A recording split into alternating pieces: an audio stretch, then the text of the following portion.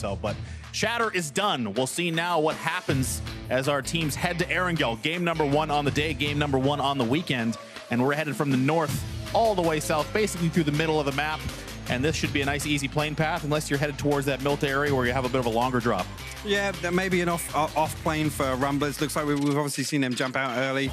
Vanquish, obviously, this is a typical drop spot for them. Wildcard again, following over to 70. So not too many upsets here, other than Rumblers, whether or not they choose to relocate to their typical location, which is obviously Milta Power. Doesn't look like we've got any overlaps or any switch-ups, other than middle of the map. We've got Valley 8 going over to Ruin, so that is a bit of a stretch, because typically he would drop over to the east compound from Roz. Looks like Rumblers have opted to stop up in Kameshki. Difficult to get down to Milta Power. Don't want to waste too much time. They'll be landing by themselves. Lazarus and United still looking for their first vehicles. Looks like Balefrost got his eyes set on that UAZ. And there's the distribution. Zenith a little bit late to the Sosnovka Island, but otherwise should be a relatively low and slow loot phase. Low key. Didn't really touch a lot on them. Honestly, I think this is the only team where, unfortunately, they're in last place, but it kind of feels a little bit like that's where they're playing right now. They're just not getting the kills. Yeah, and again, this is probably one of the teams to watch coming out of contenders stepping up. Obviously, we've seen Sonics come through and absolutely shine in week 1. Low-key is one that they never really got started. They look sloppy in team fights. They were losing people early every single game. They just couldn't get anything going for themselves last week. So in the battle of the rookies between Vegas and Balefrost, very similar outputs, kind of similar stats in a lot of ways. I called Balefrost, and I still believe this, probably the most exciting rookie we have, mainly because United has been performing so well. Is there something that he has, like an X factor, that has been standing out to you? I wouldn't call it an X factor as much as if we were to talk about, players' tendencies and stuff. And Vegas even said himself, coming from obviously the Player One Amateur League that they were playing, and these lobbies are very different. And the big difference being Balefrost has been, I mean, he said it himself, he's been subbing in for MPL teams in scrims and stuff for as long as 8-9 months now. So I think that there definitely is an adjustment period for Vegas to get used to those small things: when to peek, when to push, where to position yourself in teams fight, when to go prone and wait for your team to cover that off angle. I think that's definitely an element that Balefrost probably doesn't have. And United, again, being off to a great start and being active, involved in team fights, already kind of shakes off that, what do I do in the first team fight that actually comes up? And it's not that Vegas played poorly last week. I just think he didn't really have an opportunity to shine as we would have expected him to. Right, and I think some of the positioning, some of the question marks, but just kind of touching back on Balefrost, the way he's come into the league is so interesting, because this is a player that I think was more well known for just being a leaderboard grinder, someone who you always see in pubs, the guy you trip over and murders you in some random solo game. But he really put the nose to the grindstone, and as you said, talking to players, trying to get in on scrims, had to really work to get his way into what is essentially a niche community. Yeah. And now finding himself on the biggest stage, it really is a self-made story for Balefrost. It is, yeah, and it's fantastic to see him come out in week 1 and be active. And you actually saw in the two games they won last week, where won the first game in the MPL. Yeah, and again, what a confidence boost to come out on the first day, first game you're playing in the studio here and get a win, and you can see it on his face as well. He was probably the most vocal out of the 4 of them. When there's a fairly vocal, I mean, the only one that wouldn't say anything would be Stab, but shocker on that one. Yeah, but yeah, it's great to see. That's got to be a great confidence boost heading into week 2 as well. Look at the way Lazarus has set themselves up there in the center of the zone. They've got some astronauts as company nearby. Looks like Baja's going to take a quick spot, move uphill. Now, this is kind of an interesting spot in this map. There's a couple of small places you can play, but a lot of open play in this area if you're SSG. Now, if you're SSG, are you thinking with their 2-2 split pretty far away from each other? Looks like they're not done their loot phase just yet. Are you looking for hard cover, or just kind of waiting to wait for the rest of the squad to show up? I mean, right now, a circle like this typically, and this used to be Lazarus territory anyway when they dropped 70, but right now, the center of this circle is actually very difficult if you don't have control of a compound in the first and second. So I like the fact that SSG have rotated early. Whether or not they're split is actually, as we see, Lazarus coming up to contest the combat top of the hill here. Kickstart going to knock Kerr.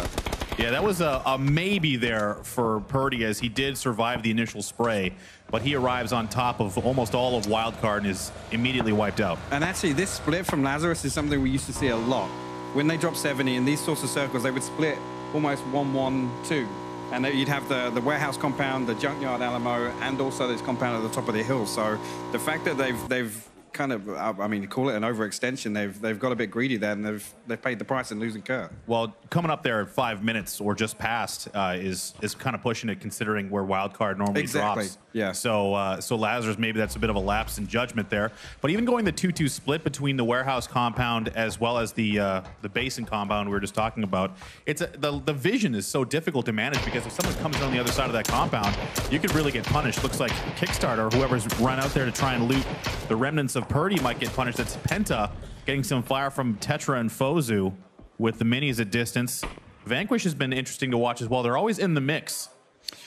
Yeah, always in the mix, but that's kind of the end of the story. Yeah. They're just always in the mix. They're around. We've yet to really, I mean, there was a couple of games where we saw them actually, you know, in terms of full-on 4v4 team fights, but again, another team that just kind of, we saw them losing people in rotation, just sloppy, overzealous with looking for compounds they have absolutely no business taking, and, you know, circles 3 and 4, but I mean, it's something that after week 1, once you kind of get used to, okay, this is how this team's going to rotate on this sort of circles now that we're in the live competitive games, you need to shake that off as quickly as possible.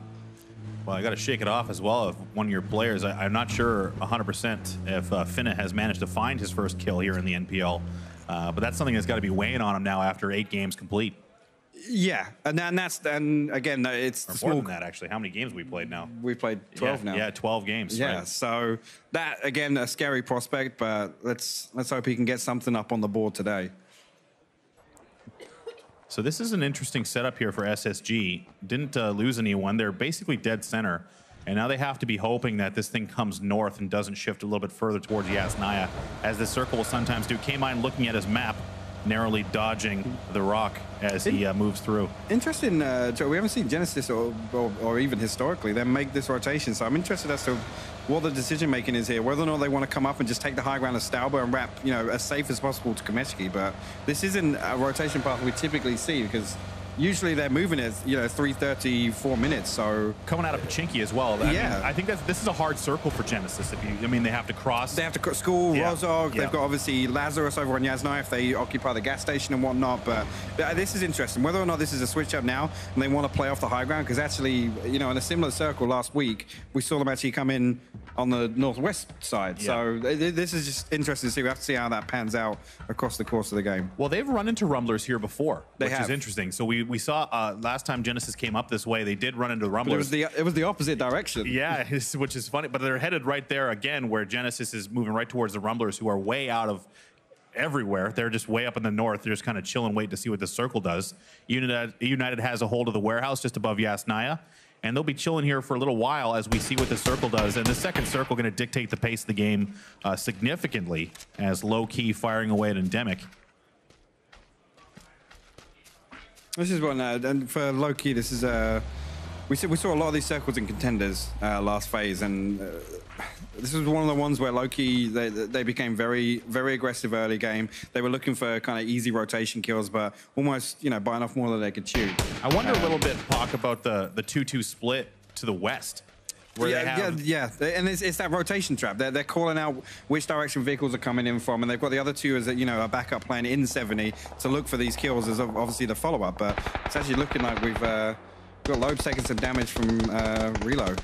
Well, they've definitely disrupted Endemic's rotation. They're kind of forcing them. It looks Endemic's a little lost. And there is the circle you do not want to see as we center up on the lake outside of Yasnaya. And that means the Sonics are going to have to condense, and SSG likely come down to the yellows. But this is now going to be a race for center in a place where center is really rough, because that lake is just such a massive feature. Yeah, and we've actually got 10 teams north side of this river right now. So there's going to be 2 choke points identified here. The gas station, obviously, to the west of Yasnaya, and these rocks that come down just south of Noli and the SSG occupied. So right now we're in a position where we could see a lot of teams opt to obviously wrap way back wide out of the blue. If you're Player One Esports, they're going to be coming in essentially unopposed into Rozog. Yeah. And I mean, they've got free pick of anything in the southwest corner of this new circle. So Ghost is an interesting. Oh, actually, here's United. They did run into SSG. Yeah. Not easy lines of sight for SSG unless Stab, who's the last man in the vehicle, gets spotted by Valiate, but they're going to be taking the police station potentially here. Yeah, and this is one of the unfortunate spots, and then, you know, it's actually unfortunate for SSG to kind of get this off timing by about 20 seconds. If they managed to get all players here, they would have caught this team in rotation, because this becomes one of the choke points. It's one of the easiest places to, you know, pass through in vehicles. So unfortunate, you know, 20, 25 seconds off by SSG there. Could have picked themselves up some free kills. Looks like they've opted for the apartments. Makes a little bit more sense, a little bit more vision there, as they'll lose a couple of tires to Patcaps, Envy in their adjacent yellows. So now Yasnaya is going to be a bit of an interesting position because there's no real cover in the center of the map. It's all water right now, and the Sonics have done a 2-2 split, one from the Grandma compound and the gas station, which I think will be strong for them as tempo moves in. Yeah, and I'm actually loving the setup that Ghost have got right now. They occupy the compound way down to the south of Yasnaya Field. Shrimsy split off at the Yellows, McCoy at the Wizard Tower. This is the kind of setup you want to, you know, you want vehicles to drive in and amongst you. These teams that are going to kind of late wrap and look for something.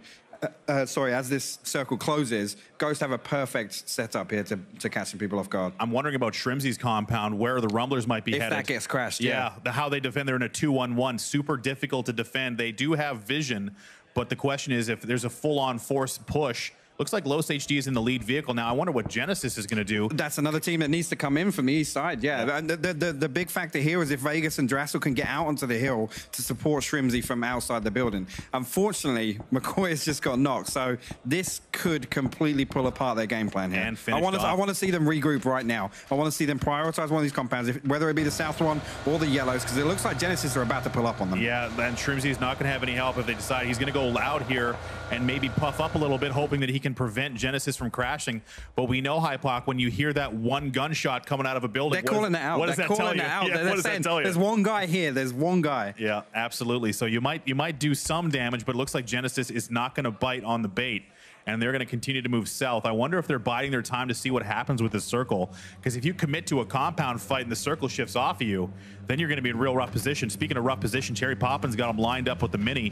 Not going to shoot just yet. Cherry Poppins and the Rumblers. Bit of a question about the team dynamics, about how they've been approaching their team fights. Any weaknesses to your point yet, Pock?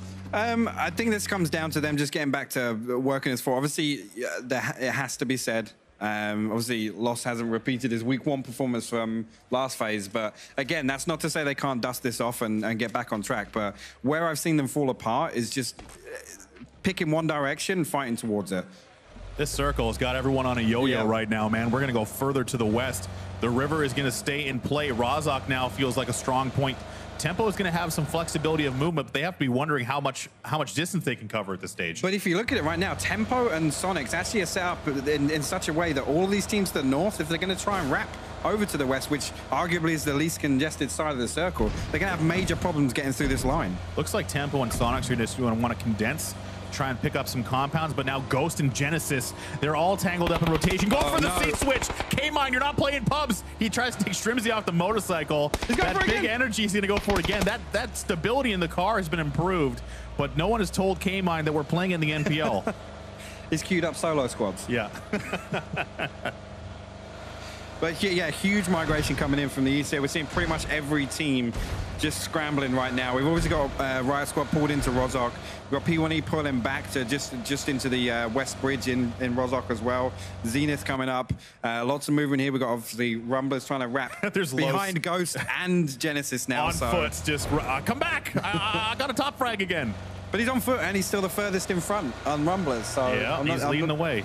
I'm not sure about Lost being the scout for that team. That's he's got like a Viking hat with like one horn broken on it and a battle axe, and he's just leading the charge. I like this decision here from Genesis. They want to set up, they want to try and get some kills here. They've obviously opted not to go into Rozhok, but occupy the water tower, so they can't get bogged down in the city. They're not going to lose their vehicles or anything like that. And ultimately, Nerf is going to take down Profi. Interestingly enough, they're looking for those kill points, so why not? It doesn't work like that, yeah, unfortunately. why not farm some on our own team? I don't know how that happened, but if the man is going to make it happen, Nerf is the guy to do it. So it looks like Profi might even get finished off there. Actually, Lost pulled up. Yeah, Mystery getting the confirm on the Profi. Rumblers have pulled up actually way off to the south by School. They're actually pressuring Genesis off the water tower. Now Nerf is taking a ton of damage, and that vehicle in kind of dire straits. He doesn't have anywhere to go. Luckily, the fence is going to be soaking a lot of those bullets. Nerf does take a lot of damage. And, man, this car is in rough shape. Only a quarter health left. And the big problem is P1E and Zenith now occupy the east side compound in Rozhok, and obviously the Valiates compound off to the east of this as well. So they're in a really, really tricky situation right now. SSG is going to take Tickleton's helmet off, and Vegas is going to get finished off as we didn't see the initial down there. Ghost has gone all the way south and are coming in the blue on the western side. They will have a compound, but they're only going to have 2 players left. I don't think they've got a kill on the board yet. So this has been rough for all these southeastern teams, really anyone on the eastern side. This should technically, with the war shift, go north. So we should now expect, obviously, Ghost to be in a position where, you know, even as 2 now, they can bide their time, they can play a bit slow, become active in the late game. But unfortunately, obviously, for McCoy to go down with their initial setup and then to lose another in rotation. This circle change is going to really dictate the end of this match. As yes, you called it, northwest. And Endemic is feeling really good along with Tempo. Now the Sonics do have to move, but this is going to be an absolute bloodbath. There is not a lot of choices for movement here, Hypoc. There isn't, no. Endemic holding down the center compound. Tempo would have split up to the northeast. It's going to be really difficult for Lazarus and SSG to get in on this side, as well as Sonics as well. Envy still have to cross this bridge to the western Yasnai, which it looks like they're doing. We actually have Genesis pushing onto P1E in the east side of Rozhok as well. I expect Genesis to get very aggressive here. They know that this is going to be hard rotations, and they want to get as many points as they can, and the only way to do that now is to take it to P1E. As this utility and the grenades do come out, looking to maybe cloud their push. They're going to go for this house push, Hypoc. I can see it coming. I'm not sure about the decision here to split with P1E 2 north of the river and 2 south of the river in Rozhok, because right now the Genesis have the numbers to just pinch this. We'll see if they can get in. Oh! Nerf does get in and finish quickly. K-Mine will trade, and David will go down. Balefrost in the kill feed also out. There's another down. Looks like Genesis will get the 2-on-2, but they will lose their IGL and Nerf. So that's 2 kills, but they lose 2 players for it. Now, Rozhok is still kind of in the circle.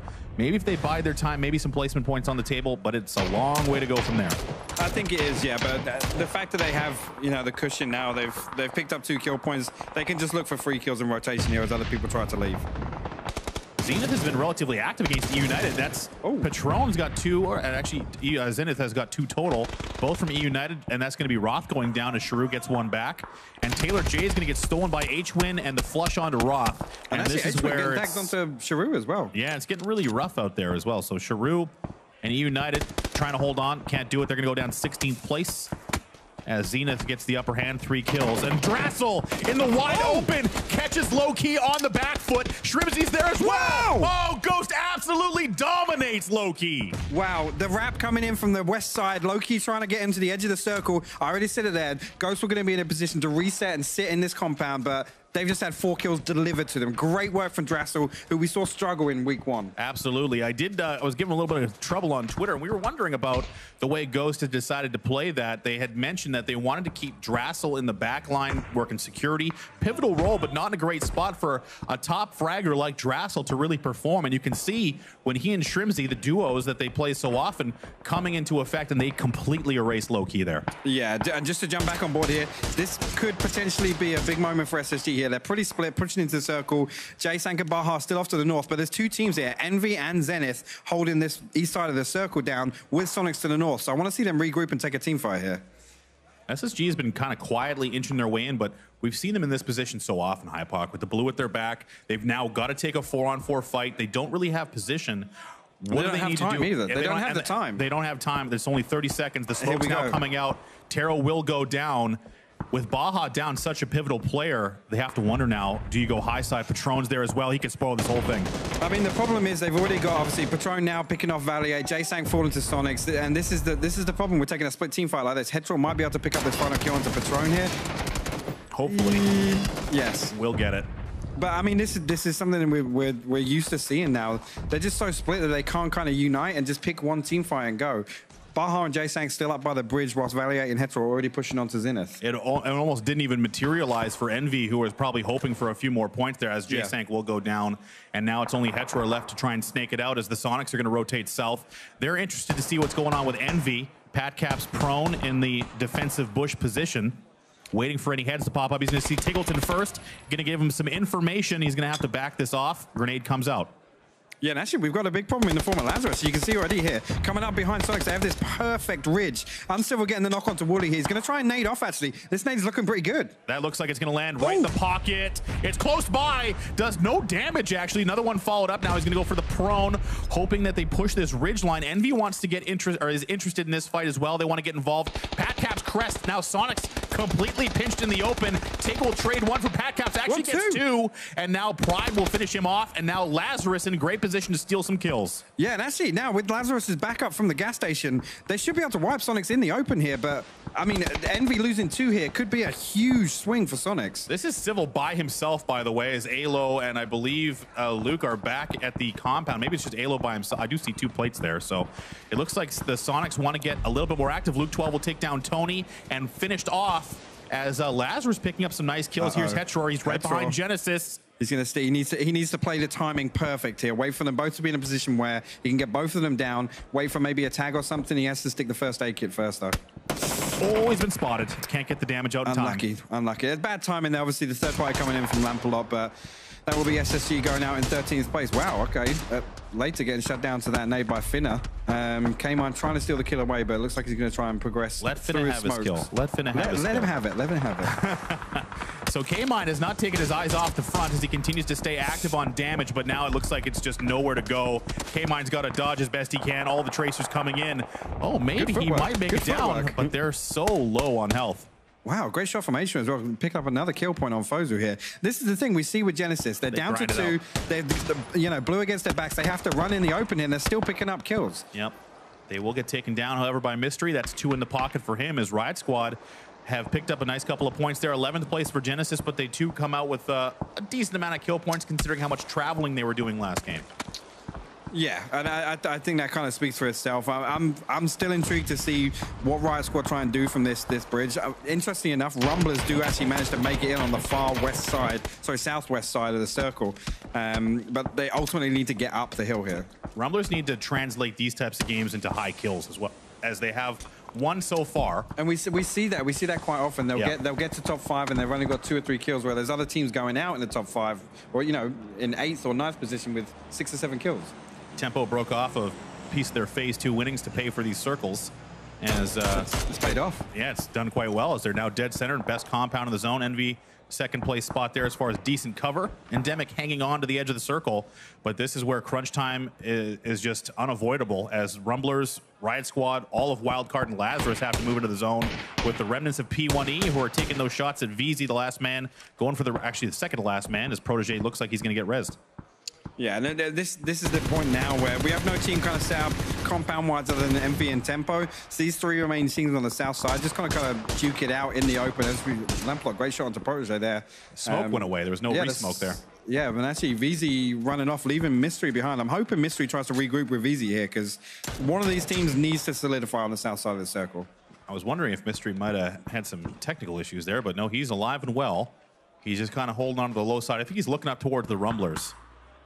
Yeah, they're pressuring him from the high side as they do have to move. Circle is closing relatively slowly. No. Shrimsy's down, quick finish. Los will steal it, and now it's just Drassel who will get finished off by Relo. As 9th place for Ghost, that was I mean, that was not a bad round for Ghost considering how far they had to travel and losing players early. Yeah, and you can't really argue with it, especially the manner in which they obviously got those kills as well. Low-key pulling up, unfortunate, you know, timing and placement for them, but great work from Drassel and Shrimsy there being the last 2 up. So now Endemic, this is where they want to make something happen full 4. They've got Rumblers zoned, and they've got some high ground, but there's also some ridges to work with. Los HD already got the grenade out, and pressure coming from Player One Esports going to slow them down a little bit. Yeah, and I think Player One Esports have actually got space on the south side of their circle to actually hold Rumblers. They're going to have to push up onto Endemic. It's kind of forcing Rumblers to come around further to the west, but as you can see actually on the minimap, Endemic already come out of the compound. They're out of the 3-story, and they're already out in these small ridges here next to the compound. It's going to be really difficult for Rumblers to make their way in here. Wondering if Tempo is kind of biding their time as there's fighting happening all around them. Speaking of fighting, it looks like it's going to be Endemic and Rumblers going at it, green on green action, as that nade's going to bounce up and into the face of Los, as Relo will put one in the pocket, and that's going to be the lead fragger down, as Relo going to continue to throw those grenades up and over, as Micro going for the med. It looks like Cherry is in a pivotal position in the front line protecting the reses, as the blue closes in behind. Not sure if they're going to have enough time here, Hypok. I'm not sure they're going to be able to get this one off. Micro getting knocked as well from P1E. I'd already said they're probably going to have space to obviously hold Rumblers out here. They have to leave Lost. Micro's down, going to get finished off as well. Waldo and Cherry now. Player One Esports is there. Yeah, they need to get out of LOS of P1E here. Cherry can't get any damage going as he steps up and gets immediately punished. Endemic can feel or can smell the blood in the water. Cherry trying to get any spray they lined up for him. He gets one, can't get the other. Rumblers down 7th place. Unfortunate that. I think they need to be a bit more decisive, move faster before Endemic had a chance to get out of the compound. But I mean, P1E being kind of the thorn in the side of Rumblers there. Yeah, Player One Esports just set up that flank and just would not allow any movement off the ridgeline. As VZ is still up and alive, he's got some traveling to do. Tempo gets another circle along with Envy. As Wildcard now, they're in the same position Rumblers were in. They've got to fight forward, but I think they have maybe, I wouldn't say an easier path, but they have some ridges to work with, and they kind of get down and around Tempo if they need to. Yeah, I mean, the Wildcard have this ridge to the north they can sit, but unfortunately, they can't overpeak anything. They're trying to right now put some damage onto Endemic. Obviously, P1E following up on that, but Wildcard, unfortunately, in a position where they can't really pressure any teams until we see another circle, because this ridge right now is their only safety net.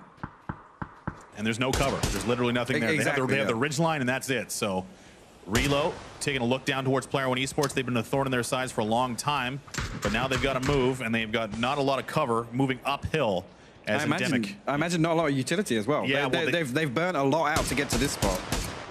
Kind of doing the tree peaks there, just trying to get one step in front of the other.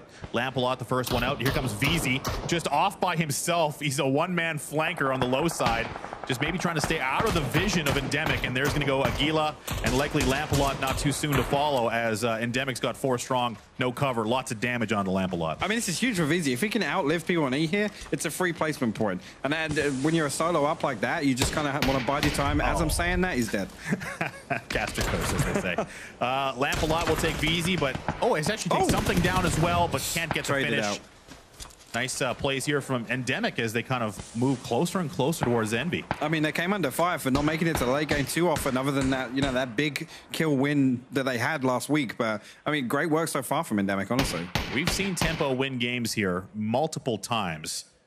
And now we've actually got Envy pushing up all the way onto Endemic's hill here. Ooh, actually, probably getting the opening knock onto Wolf. Oh! Wow, Moody with a double nade. Nice grenade there from Moody. That's going to set him up. They have to push over this ridgeline now. Another nade following up. Moody's feeling lucky. It lands right in the pocket. Moody and Pride dismantle Endemic. That was absolutely amazing timing from Envy there. Obviously, identifying that Endemic were going to be coming on blue against their backs. And obviously, they're just still recovering from the team fight with P1E. Great timing from Envy. Great map awareness as well. Absolutely. Now it's kind of a setup here as we have many, I wouldn't say completely full strength, but Envy's feeling pretty good. They're going to have the benefit of at least the momentum in the kills. They only have 3 players, losing Pat Caps earlier, bringing up the vehicles as Moody, 7 kills to be exact. Wildcard moving on to the ridgeline. They're going to have zone position, no direct vision to Tempo, and now I think we're going to have one more circle shift before this game is decided, unless Tempo wants to step out and get active against Wildcard, which will basically necessitate Envy stepping up. So this is a very interesting position here. This is actually really good for Wildcard right now, because none of these 3 positions that these teams are occupying can see each other. Right. So unless anybody overextends it, nobody's going to go down. And ultimately, Wildcard have the most space. Because they're playing the open terrain, they're not committed to a compound or a building. They have the ability to spread in this previous circle before we see the final star. It's going to be like Wildcard lawn bowling, just throwing grenades downhill to see what works out. But you have to wonder now, what does Tempo have left for utility? Looks like they're going to start putting people up. I'm already liking what I'm seeing. They're trying to look for angles here onto Wildcard. It looks like they're going to get an open line of sight. They need to get an opening pick here and hope that nobody from Envy third parties. Looks like they want to do something. They're putting utility down. Maybe, you think they're getting ready to push out? I think they're getting ready to look for an opening knock before this next circle pops, honestly. Envy getting a little bit interested as well. It's like the first man to get knocked is getting pushed. Yes, exactly. Whoever goes down now, ultimately, is probably going to go out first, because it's just going to attract the other 2 teams to condense. And you know, Maluk, very vocal IGL, is probably putting those sentiments to his team right now. Maluk often being heard, don't get knocked, don't throw. We can win this whole effing league. Use your guns. But this is what I was talking about. If you look at Wildcard setup right now, they're in the best spot because they've got the benefit of space. Yep. So right now, as long as they just play clean, they play the trades, ultimately they're going to win this game by default. So the star is out, so this is the last zone. It's already moving. Wildcard getting closer together, and now Envy. Look, no smokes on Moody, only 1 grenade. It's going to be pivotal utility usage if they have any left whatsoever. And looks like Tempo's got nothing but smokes. No grenades on Zampa, but the utility will slow down any vision here as Wildcard gets good center control, but this is really a toss of the dice here. I mean, one nade could shut Wildcard down, but obviously until they have line of sight and Tempo or Envy know where they're set up, nobody's going to be throwing one out for free right now at this point of the game. Just a waiting game. Three-way team fight. Envy, man, disadvantage. 4-on-4 for Tempo, Storm, and Wildcard. And this is the final zone, so this is going to get very hectic. And Envy is slowly running out of cover. Not a ton of utility. I see the smoke grenades coming out. I think Envy being forced out first is going to be a massive, massive issue for them. They're the ones that are closest to the edge right now. Tempo have a bit of space to move down this dirt road, but Envy on the south side are in a really rough spot. If there's trades here, I imagine Wildcard wants to pounce as well. Just a matter of time. A Bison on Kickstart with a 3x. SMGs, dog, new meta. Oh, Moody actually getting the open and knock onto Pistola here. This is huge. They're going to throw some nades over. This could be the end of Wildcard already. Oh, Wildcard is getting obliterated with utility. The one grenade, and just like that, they're only down to one, and now to nothing. Here comes Tempo. They're going to step over. They've got them all on the ropes, and it's a firing squad. Penta's still up on Wildcard right now. Oh, the opening shots. Wow. Can't get it to go. Nice try there, but Tempo Storm, masters of timing, but the